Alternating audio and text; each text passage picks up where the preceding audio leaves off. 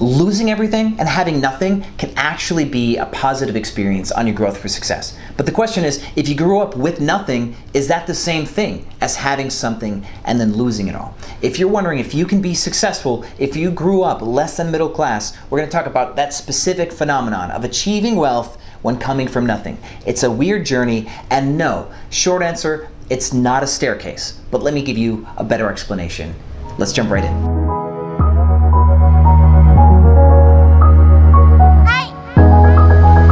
Welcome back, Airbnb family. So this one is near and dear to my heart. A lot of you know that I grew up really poor in Wisconsin. Delavan, Darien, Wisconsin. Went to Turtle Creek Elementary, Phoenix Middle School, Delavan, Darien High School. Shout out to all of you guys back in Wisco. But so now the weird part about this is I've always told my friends that, you know, hitting rock bottom and the desperation of going homeless was the catalyst for my success.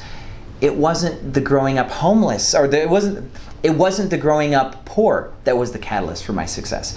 So I secretly, okay, how do I put this? We're gonna do a lot of cutting in this video because I'm gonna be searching for words here. So growing up poor, I had no real good examples in my life. Until I had one. His name's Rodney. So Rodney Mueller was my mentor in the Big Brothers Big Sisters program. My parents were not good mentors. The people in my city weren't successful, very much the narrow-minded, small time, but nice people, but they weren't on the way. They weren't trying to get successful, and they couldn't really provide you that type of mentorship that you would need. So me being poor and then getting into sales and making like my first six-figure income and then kind of moving on to starting my own business and eventually becoming successful, I won't attribute that big time success to my growing up in poverty. I will say that my success in sales came from growing up in poverty. See, sales is a difficult type of job. You have to deal with lots of rejection, but the commission checks can be wonderful. And since I grew up really poor, I valued having a comma on my weekly paycheck so much that it motivated me to just go out there, and I was fired up, and I did a really good job in sales. I ended up making six figures in my first sales job selling newspaper subscriptions at grocery stores. Not an awesome job if you are coming from some middle class family or somewhere where there's other opportunities where you can work for your dad's car lot or you know anything else. Selling newspaper subscriptions does not sound awesome, but because I wasn't above the work, I was able to be successful in it. So growing up poor had its advantages because I was already humble, right? But here's the thing, is when you grow up poor, you don't know the difference between having and not having. You just always accepted it as a kid. Growing up, you're like, this is the nothing that I have. And there's a lot of people who live that way and they feel like they're in a box. I remember when I was 16, my goal was to retire making $50,000 a year by the time I was 60, right? Because my best friend at the time, this was before Skylar, right? So Skylar ended up being my best friend coming out of high school. I lived in his basement with his mom when I moved out in high school. Before him, there's this kid named Paul Watson that I played Magic the Gathering with. And I met his dad. His dad was an accountant, and his dad made $70,000 a year, and they bought this new house in this little subdivision of Delavan. And I thought that Paul Watson's dad was a baller, right? 70 grand, oh my goodness, right?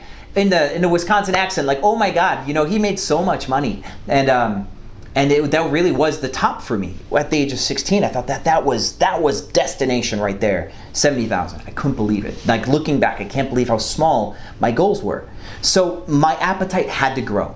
I got into sales. I started making big checks. My third commission check was like $2,400. In my first year, I made 4 separate commission checks that were over $4,400. None of them hit $4,500. They're all $4,400 and change. And so I really did work my first year in sales, and I was really proud of that. But then I moved into sales management. I struggled for about a year and a half. I got demoted, and then I quit that job, had some savings, and tried to start my own company, and I failed, and I got evicted from my apartment, and I went homeless, and I was living out of a van. And this was the part that changed my life, right? So I grew up poor. The only reason why I started my own business was this mentor, Rodney. He was a business owner, and he did mold remediation and carpet cleaning. And so all of you who watch this channel know that I'm mold certified, thank you to Rodney, right? I learned how to clean carpets, how to do firewater mold from him. And so I ended up going homeless, trying to start some general marketing company. I did a lot of self-discovery, a lot of reading books, living out of this van, trying to get my Chase bank account out of the negative. And then I moved on back into, I guess I regressed back into the newspaper industry, but under new terms, I got my own client and I started working for myself. The key to going homeless here is I stopped thinking like an employee, right? So ever since I was a kid, I wanted to make other people proud. I wanted other people to validate that I was doing a good job. I wanted other people to tell me how awesome I was. And going homeless, I realized I was loyal to too many people to a fault. I was thinking small time because I was too used to getting paid second, right? The big guy who had the business got paid first, and then I got paid second. And so when I first started my business, my first business, I started it just to survive, right?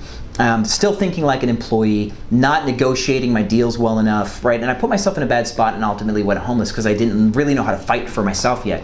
After going homeless and being forced to fight every single day to eat, that really just truly made me who I was. So even though I came from nothing and moved up and became a six-figure commission earner, it was the bounce off the bottom that gave me that relative change. Like, my appetite was big because I was making some money before. I had the pride, right? So that bounce off the bottom, the shame, the disappointment, the hurt pride, the having to shrink your lifestyle back down and losing comforts that you earned, and that sense of entitlement was there, that really cracks you as a person.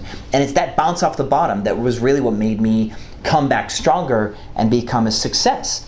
And so my advice for you, if you're like me, if you grew up dirt poor, if you grew up where your parents were on welfare and you didn't have many outfits as a kid and you were the dirty one and you didn't have any friends, if you're that person, don't let it get to you when you make money, right? You are going to think that you're the big dog on campus. You're going to think that you're awesome because you finally are making more than your friends back home, but there are bigger fish out there, and those people have been in business a lot. The major difference now is I've learned so much that I'm no longer the naive kid that I was in Wisconsin. I'm not the eager to please somebody kid from Wisconsin that's going to work for you and try to get you to tell me I did a good job, pat me on the back, and give me like the second class paycheck while somebody else earns all the money. I learned in my homelessness to put myself first and to fight. And now, as a business owner, I get to employ people and I make it a point to put them first whenever possible.